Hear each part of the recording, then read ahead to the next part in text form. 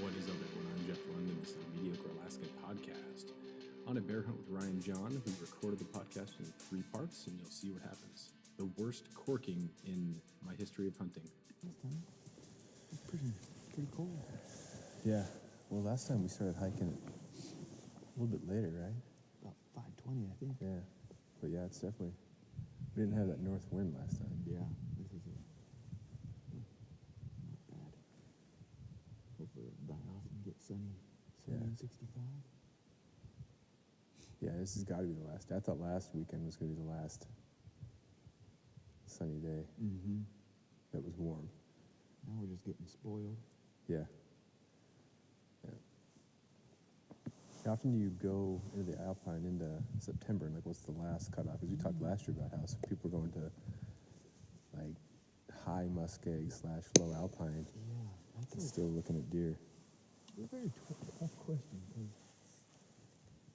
I guess it just depends on the weather and such. Just because, past few years we've had such good weather in September, and if there's still food, even stuff down low, I don't see any reason why you shouldn't make an alpine trip. So Yeah. Well, you can tell on the mountains that it's dying. yes, You see the yellows and browns, but there's still a lot of green leaves up here. a lot of vegetation. Yeah, and then for bears, obviously tons of berries. Yeah, tons. Keep them nice and healthy right now, so hopefully we'll see something. Did you after alpine bear last year? No, I didn't. I just, a friend actually told me that when he was up on his goat hunt, he was telling me that looked like it'd be a lot of fun to go do an archery alpine bear hunt. So hey, that sounds like a lot of fun in between deer hunts. Let's go. So We got first deer with a bow last year, or was it 2 years ago? that was last year. Yeah, I just started bow hunting last year in April, got certified, and then haven't looked back since. Yeah. It goes quick, man. It does. I bought my bow, shot it a little bit, and I didn't live in a spot where I could shoot at home, so I didn't... There was a while, it was maybe a year or so, I didn't shoot it hardly at all.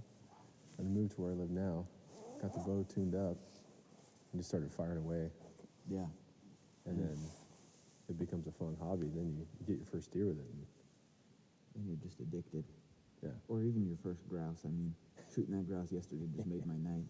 I was complete. Headed home. Yeah.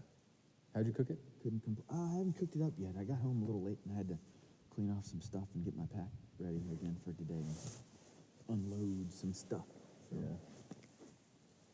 I did one that I shot with my bow a couple weeks ago.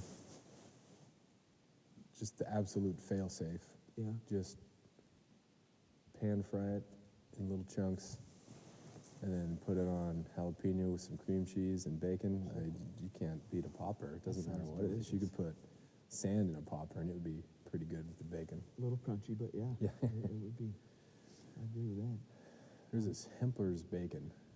It's nitrate-free, but it's meaty. You get that, the big guy or big daddy, whatever bacon, it's just mostly fat. Yeah. But this stuff is meat. Where do you buy that at? We have it at A&P, Okay. but it's Hempler's. Do they have a jalapeno flavored one? Because They might. yeah, I've got some jalapeno thick bacon, and it is delicious. Yeah, it makes a big difference. Do you put yours in the oven, or do you fry it? No, I just fried it. I've gone to the oven with it, Good, huh? because then, it's just a perfect cook. You don't have to worry about overcooking it or grease. Yeah. Well, you still get tons of grease, but yeah, it's like cooking that most of the way through and then wrapping it on there for the popper. It's so You good. can't beat it. No. Sounds pretty good. I might try that when I get home. Yeah, man. Perfect hors d'oeuvre, or for a meal if you just want to get after it. Typically, I'll take them like we were talking about earlier. Just a simple. You can't hurt it. You can't overcook it, but just pan fry it, and after I do a panko egg batter, and it's just delicious that way too. So looking forward to it. Might have it for lunch or might have it for dinner tonight. Nice. Depending on what time we get down. Okay. Maybe with a side of bear tenderloin or something. Yeah, I'm interested to see how it tastes. Yeah.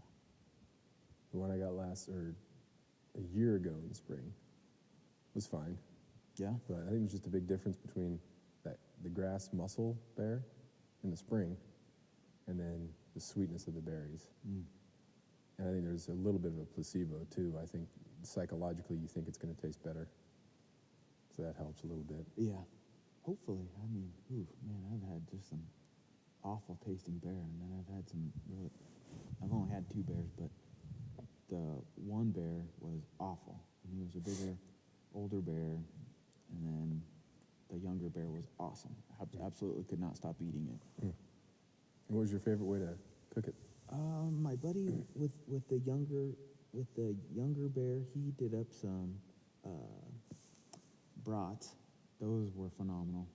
And then I think he did some burger or something. I can't remember, but it was quite the treat.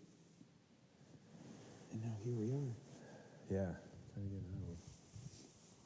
And I've yet to actually shoot my own bear, so because I'm bound and determined to shoot one with my bow. So Yeah. almost came close last weekend. That was crazy. It was so fun to watch it from up here because it was a beautiful day. Yeah.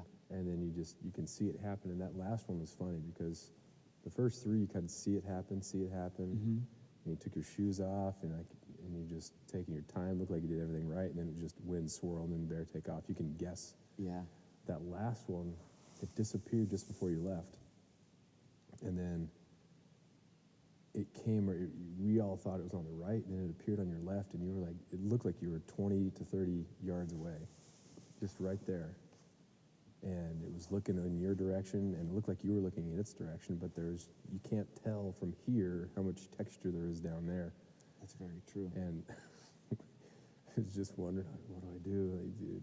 And then the thing spooked out. But yeah, it's nice to not be desperate. Yeah. But because if you were desperate, and people talk about the subsistence thing, it's nice to have life. Mm-hmm. If you don't have a deer in your freezer, you got to get meat. But there's a lot of other options too. Yeah. Like we were able to get the preferred meat. You can still get 2 bears and keep the meat if you want to. I mean, there's plenty of meat. And if you wanted to keep humpies, you could keep humpies. Like there's just an absolute. Just depends on how hungry you are, right? Yeah, exactly. Yeah, you can be selective and picky with their meat. Yeah, I think we get spoiled to a certain point too, just because we look at humpies and we're like, let's put that on for halibut bait. Mm-hmm. And people from down south or wherever, like, well, I caught it. I'm going to take it home and eat it. Yeah, that's good for you too. yeah. I used to kind of say, or begrudge them, or like, oh, that's gross. But then, if you don't know any better, Yeah. good for them. Yeah. Bad on me for judging them for being happy with what they caught and eating it. Enjoy it.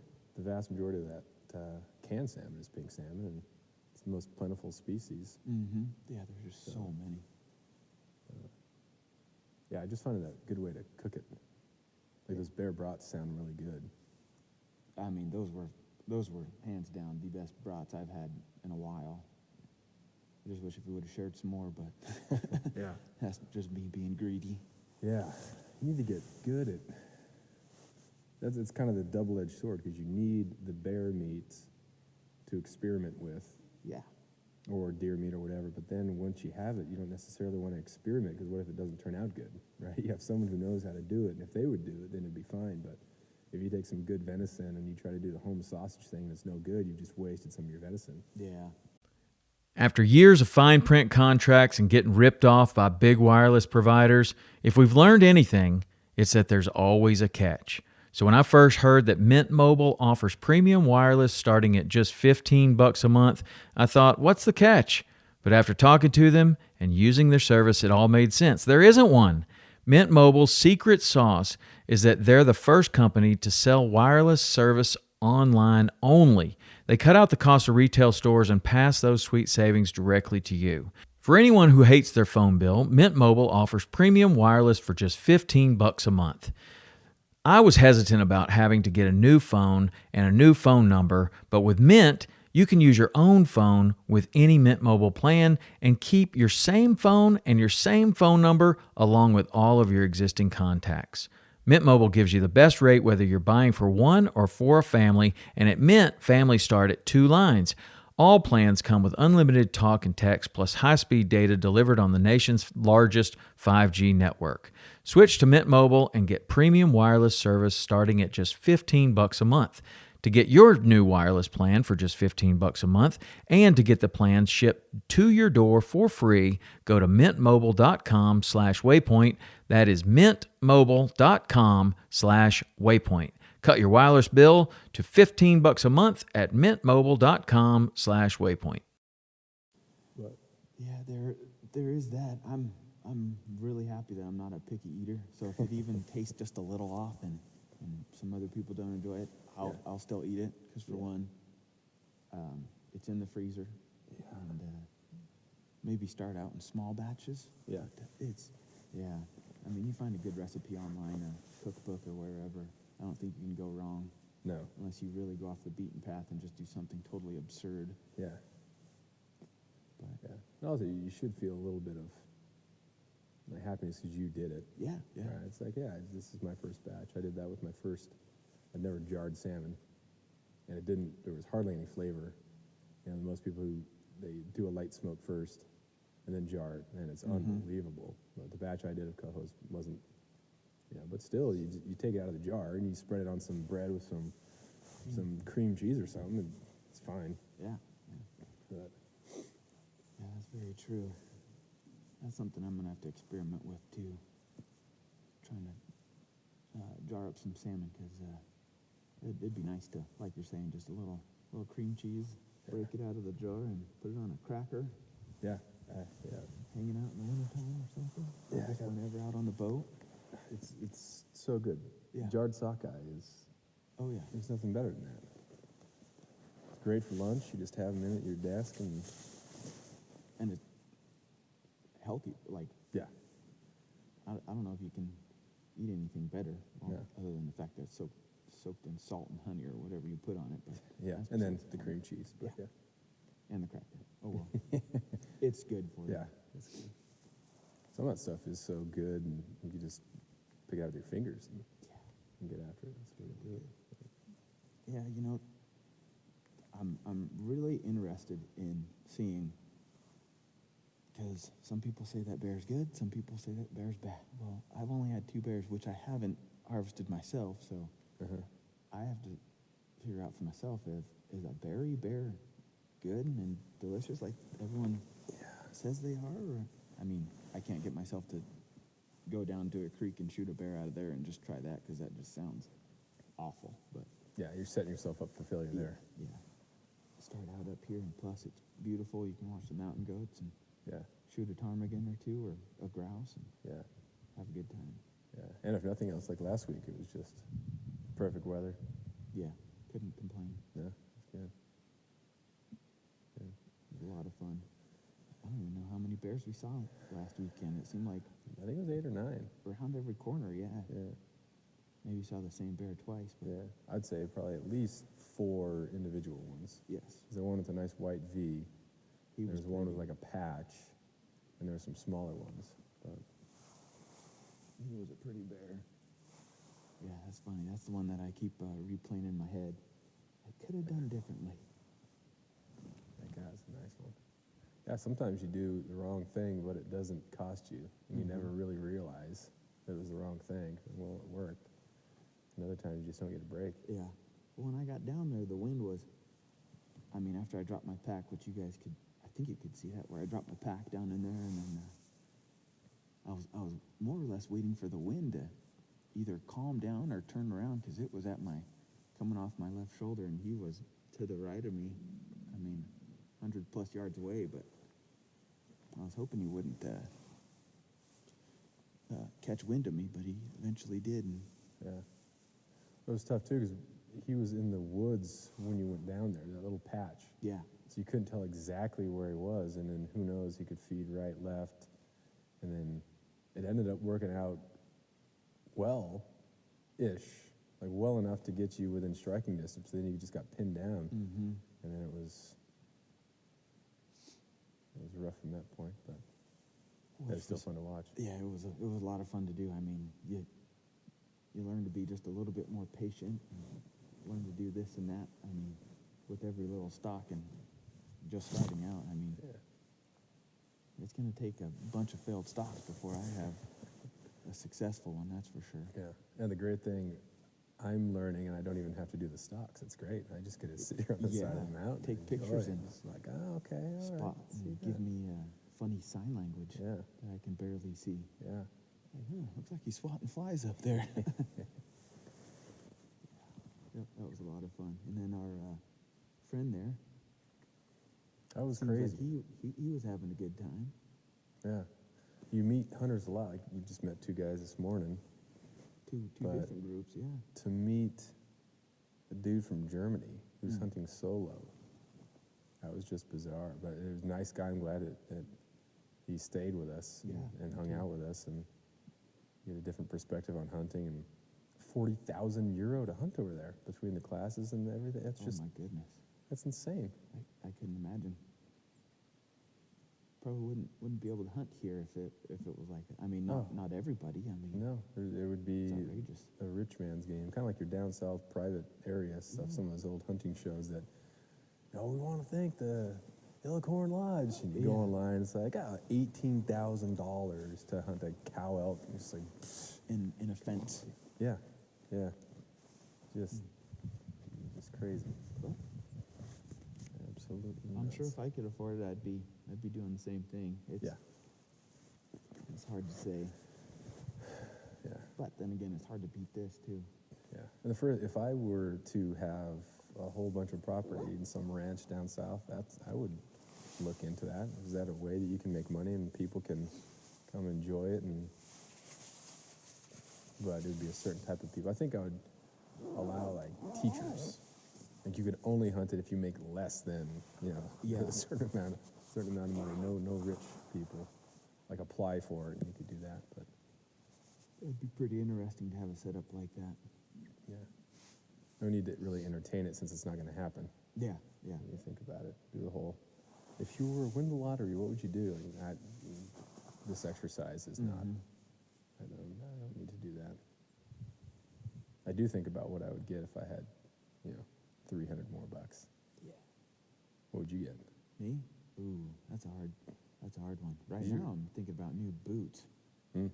Well, right now I'm thinking about a new spotting scope, but need a little bit more than $300 for that. Yeah. Yeah. But I like where I'm at now. I enjoy my gear, so I don't Yeah. know, it's hard telling. Really, probably get more arrows if I was going to be honest, because I Go like to through shoot so things, Many. So many. and I don't always hit my target. So Yeah. What do you do with the arrows you can't use anymore? I got a pile of them. They're just really I need to throw them away, but they're just sitting up on a shelf at my shop. So Yeah, the same thing I do. I have not found any sort of practical use for them, but I do Yeah. feel bad throwing them away. well, yeah, you spent $12-15 an arrow. Yeah. I mean, hurts throwing them away, but if they're bent or cracked, Yeah. I mean, yeah, you can replace a knock, but even then, it's still like, what else happened to this arrow while I Yeah. busted that last knock?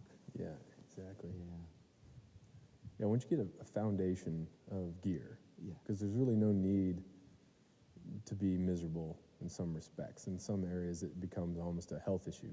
Like if you go cheap on rain gear up here, then you're putting hypothermia into the mix. Mhm. If you're hunting any other month besides August, and even in August too. So you get good rain gear, and then footwear.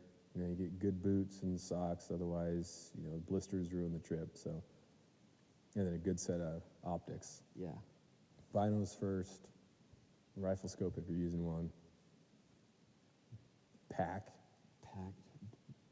I mean, that's not life or death, but that's just more or less a comfort thing. Yeah, I mean, how bad do you want to embrace the suck? yeah, Really? yeah, You can have it riding on your hips and shoulders the whole way down and enjoy every minute of it. But then once you put on one of these higher quality packs, it's like, whoa, yeah.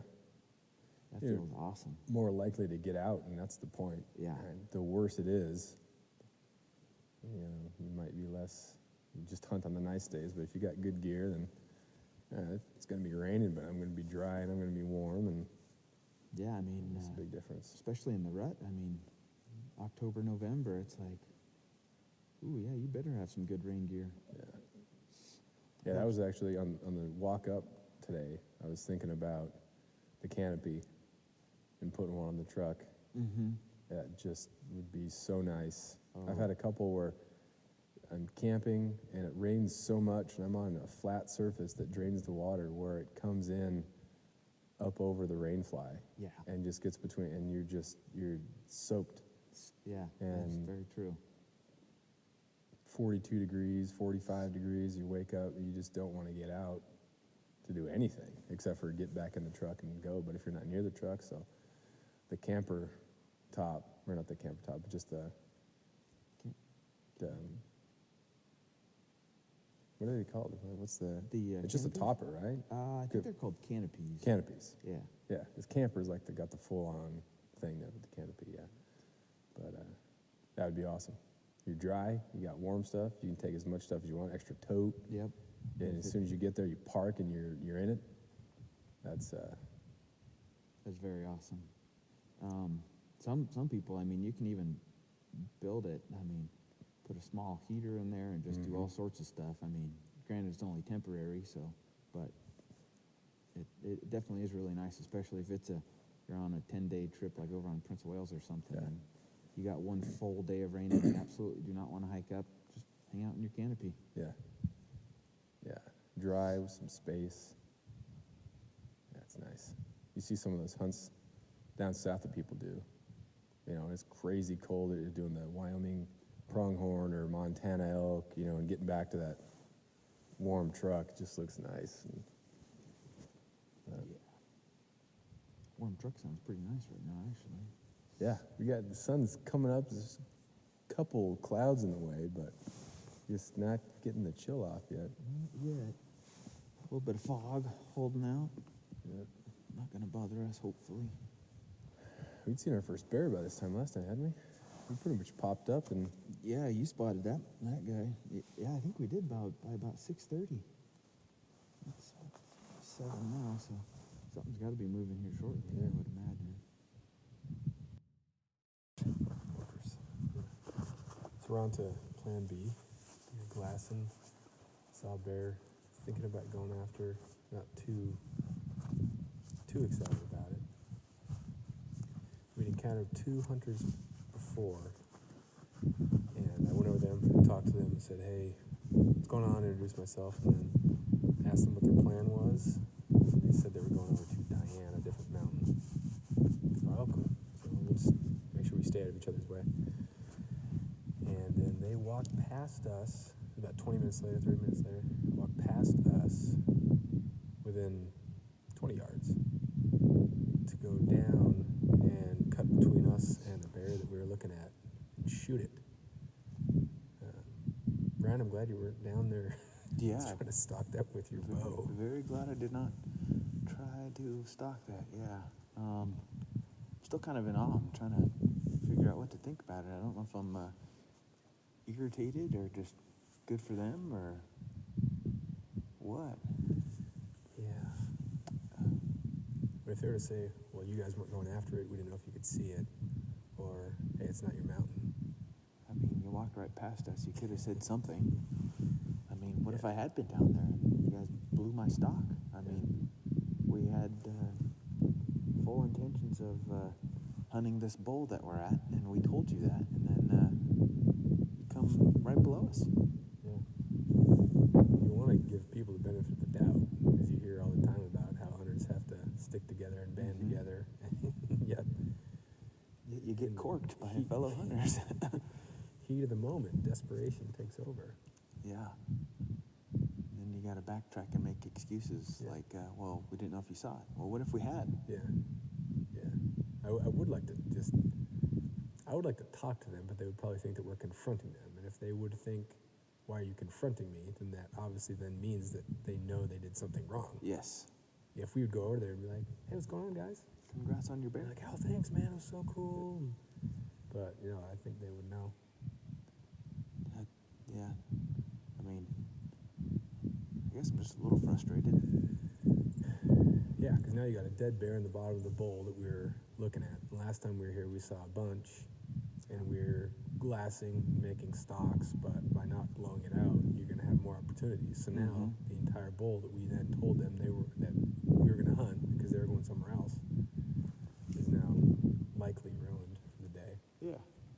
Ironically, they told us that one of their buddies last week shot a sow and a spike buck over on Diane, which is where they said they were going.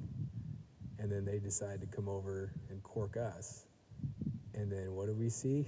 On Diane, we see a spike buck and we see a bear that we didn't go after. No. Because they said they were going to go over there. Yeah. So we didn't want to. I think we were waiting to see them and for them to see that buck and then that bear and go make some moves. I was getting excited for them until they corked us. Yeah. Now here we are. It's funny, we had the exact same experience the start of it, last week. We met a German who was descending and was looking at bears in the same bowl that we were. So we talked to him, and they ended up joining forces and becoming friends, talking to each other, glassing together, and then he and I watched you stalk those bears, so it was total. And this guy's over here from Germany with a bear tag. You talk about potential for desperation. And the money, the amount of money he spent to get over here, and the time, and the cool part about our German friend was that I had offered, okay, you're here for X amount of time. Would you like to go after this bear first? And he just said, no, I'd like to watch you. I said, are you sure? And he said, yeah, I'm positive. You got to go to work tomorrow, and I got to come hunting, and the weather's going to be beautiful. So I said, okay. And then we eventually had ended up going on a stalk before, but total night and day difference from running into a group of hunters after the same species in the 2 weekends we've been up here. And I got to say, the first interaction with that hunter was 10 times better than the one we just witnessed. Yeah. It's frustrating. Are you getting more frustrated the more you think The more about it? the more I talk about it, I'm just So like, it's not a good. what the heck? I mean, we're already limiting ourselves with a bow in hand, and they each had rifles, which is cool. I mean, your weapon is your choice, but when you say you're going to go one way, and then I don't know if they intentionally did it, but we had told them, yeah. Well, they had the chance too when they walked within 20 yards of us, and when they walked past, I was like, well, that's kind of weird. They must have been glassing something on the back side. So if they know we're working this bowl, maybe they're looking at something on the back side of the ridge, which would be totally fine, and that's kind of what I was thinking, hoping. I mean, as soon as you hear that rifle shot, and it was right below us. I mean, that sounded close. Yeah. So We got Plan B. frustrating. Plan B by force. We got a new spot down the ridge. Beautiful day though, man. The fog just lifted. So hopefully it warms up and bears start coming out. Hopefully we don't get corked again. Yeah. Still can't find those guys. They're in there somewhere. Yeah. Well, you win some, you lose some, I guess. I guess I don't know. Yeah. It's funny to apply those sort of things in the actual moment. Oh my gosh. Well, a bad day hunting is better than a good day working. Yeah. I guess, right? But when something like that happens, it's like, yeah, because it's not like they were going to try to, you could have dropped down anywhere in there and then scooted across, which looks doable. Yeah. But we followed their tracks all the way over here, and then... Yeah, they weren't just... And if you were going to cut in front, you could just say, as they were passing us, because we didn't move. When we made first contact, I moved 20 yards from our glassing spot, and they walked right past that again. And say, hey, we're gonna take this and we're gonna side hill our way over to Diane. No, that's fine, no problem. I mean, we could then say, hey, there is a bear down there, but we might not go after it, so do that. Or, maybe we'll whatever, but at least communicate. How hard is that? But it was just that secret. Oh, I bet they convinced themselves that they didn't. That we didn't see it, Yeah. which would be kind of tough to miss with a spotting scope and these hashtag vortex optics. Yes. A bear that's 500 feet or 500 yards from us. Yeah. But I don't know. There you go. There's the second installment of the play-by-play podcast here. There's our rant. Yeah, I don't feel better either. I feel worse for you. Yeah, I'm like, damn it. All right, installment 3. The play-by-play, well, not really play-by-play, it's shorter recaps. Anyway, things took a turn there, Ryan. Yes, they did. Why don't you tell us about how things ended up? Where did we leave off at? The part where we got corked? And, Yeah, and that a was the little- last thing. It was the anger, Yeah, and the the little frustration rant. rant. Yeah, that was besides that point, the day turned out to be awesome.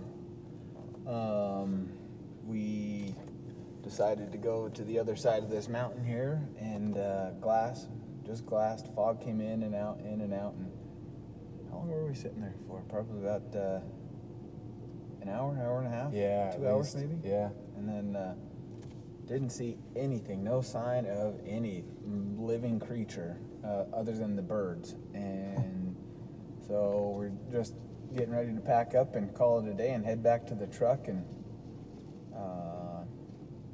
get everything in our pack. And just as we're about to put our packs on, our packs were on, and then we look down and see this little white gray thing running across this bowl that we're glassing, and I thought, what in the world is that? That's not a bear that we're after. And it turns out it was a wolf, which was awesome. And I didn't know what to think at first, and then I don't know what you thought. What'd you think? It all started happening really fast at that point. I thought, oh, that's cool, that's a wolf. Now what are we going to do about it? Yeah. You know, I wasn't sure that we'd be able to get called it in or do anything that was going to be able to get a move on it. But it was moving in our direction. And then when you got the call out, I was like, yeah, let's see what happens. Yeah. And I don't know if I blew on it at first but he ended up being across this bowl a little bit. I think when I ranged him, it was about 150 yards when he was down in there. And then decided we're going to try to call him in. We're going to try to shoot him. And started just wailing on the call like I was just something dying. And it sounded like good. And good for any sort of predator. And it started working. He started taking some interest and turned around and started slowly heading our way, zigzagging back and forth. Didn't really know what to think, and it was one of the coolest experiences I've ever got to like witness or do. I've never called in a wolf before with a deer call, so I'm still in awe about it. And then it was funny because as he was zigzagging, he'd disappear for a little bit. And so I fully expected, like, when he would disappear behind some of that texture, that he would have stopped or turned off. We just wouldn't see him again. He'd just vanish. But then sure enough, he'd surface and he'd be closer. And then, it looked like he was going to come up on our left, and then it was on our right. And then he definitely committed to the right. Yeah. And then he got to that spot right below us. And I was taking video, and I was worried about the video, like my camera making noises. But we had the wind in our favor, and then the sun was behind us, super bright. And there was a little bit of mountain behind us too, so we weren't skylined or silhouetted. Yeah. And so I think that any movements that we were making were disguised because of the sun. And so I think it was kind of confused, but it liked the sound, and so it was making its way, and it just kept coming. And then when it came up almost to our elevation, and it was 22 yards away, and I'm looking at it, and I took a couple pictures, and then I'm on video, and I'm just anticipating a shot. Yeah. And then I just peek to the right, and I drop the camera a little bit, and I see that you've got bushes in the way. Whole bunch I'm of like, bushes. like this is happening so fast. Oh, it's on the way. It's on its way. It's going to be on the right side. It's going to be on the right side, and then there it is. What do you think? Because you knew that it stopped, but you didn't have a shot. It was, I was thinking, wow, this is awesome. However, it is frustrating because he would not stop moving. He would not stop moving, and finally, when he did stop moving, I just had this little hole I could see in him, and that's how I was able to get the range. I'm like, okay, there he is, but now what do I do? Because he's not going to stop moving. So, I was like, okay, well, see what I can do here. And I was trying to pick up let's see, I had my rangefinder, but then I was trying to. A lot of stuff was happening, and I was trying to get my release ready and get my arrow knocked and all this stuff, and then he moved again. I was like, dang it. Well, it's funny this time too, because we're not only contemplating what's going to happen, but then you asked if it was wolf season. Yes. Oh. And so we're also, because you're not, the bear program is the bear program. You're anticipating bear, you're thinking bear, everything is so weird things come to mind when this wolf's coming in. And obviously Dude Mountain has a whole bunch of people go up there, and they go up there with their dogs and let their dogs go. Yeah. So when you said, is that a dog? For a moment I was like, wait, is it a dog? Yeah. Because it was beautiful, and it was a smaller wolf. And so for a second I thought, wait, what if it is a dog? And that's not good. And then when it got close and before it got to that 22, I thought, oh dude, just look at its face. And its face, that was a predator face. And then it had its tongue out as it was kind of jogging and moved to the right. You could see just how big the mouth was, and that was a predatory animal. Yeah. So the whole thing seemed like it was about a minute. In 15 of those seconds was, wait, is it a dog? No, it's not. And then, is it legal? Yeah, okay. So add that to trying to range it. Yeah, there were so many things in my head. Yeah, was one, like, did somebody lose their dog? Because that happens numerous times up all these local mountains. And then it was also, yeah, is this legal? Because I'm thinking, well, we're not on Prince of Wales, and I don't know so I just don't know if it's open here, and I haven't beaten my Oh god, that's the authentic cell phone drop as we're heading down the mountain here. Logging road. Yeah. We're getting the no studio sound here. So yeah, I wasn't sure if it was open. Then I knew it was. Just all these thoughts were rolling through my head, and there was just so much action happening. And yeah, trying to get my ducks in a row, and just it was not. That was a little bit much. So I'd take a deep breath, and luckily that I think I blew on the call again, and he was still trying to figure it out, and finally was able to stop him at 44 yards, and he stopped for probably a good 5 seconds, I think, after he made it over to this one spot. So had my arrow knocked at this point. Then we were convinced that season was open and that it wasn't someone's dog, which was a good thing. And then had the arrow knocked and ranged him at 44 yards, and I set my pin to 44 yards and pulled back, and when I did and let the arrow release, it looked like he had turned and I guess jumped the string, because I had it right on his shoulder, or right behind his shoulder, and the shot felt good. 44 yards. I mean, I'm comfortable and confident at 40, 50 out to, I mean, and it just didn't happen. He flew the coop after that. The call, he wanted nothing else to do with it after that. So that was definitely the longest that he'd stopped. Yeah. So he may have been going or decided to go even before you pulled it. I don't think there was much you could have done at that point. Yeah. As the picture that I got of him before that it was just like he would stop for a 2 count at most. It would stop for 2 count and then turn the body and then move. I mean, he was just never stopping for very long. But that was the shot, and That was the shot. it was crazy.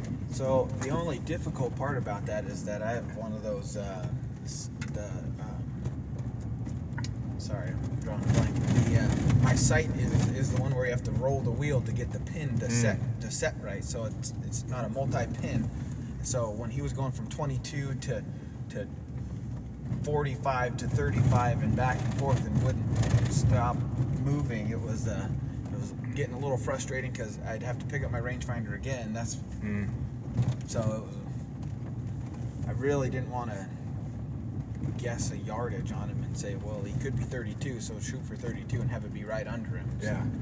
In hindsight, what I should have done, rather than film, would be just ranging, just sending that laser around, getting you prepped for that. Yeah. That was all. I was just reacting to it and trying to kind of document it. Well, I had ranged some spots beforehand, and like that rock, that was, I think, 49 yards. But in the heat of the moment, I'm like, I don't even remember that rock being there. It was like, there was a lot of stuff happening. I mean, that was one of the coolest experiences I've ever had. Yeah. All on a bear hunt. I mean, it turned into wolf hunt like fast. Mm-hmm. And then after that, yeah, he flew the coop. We tried to call him back in, and then he went over to the bear carcass. It looked like he went in that direction. And then after that, he seemed to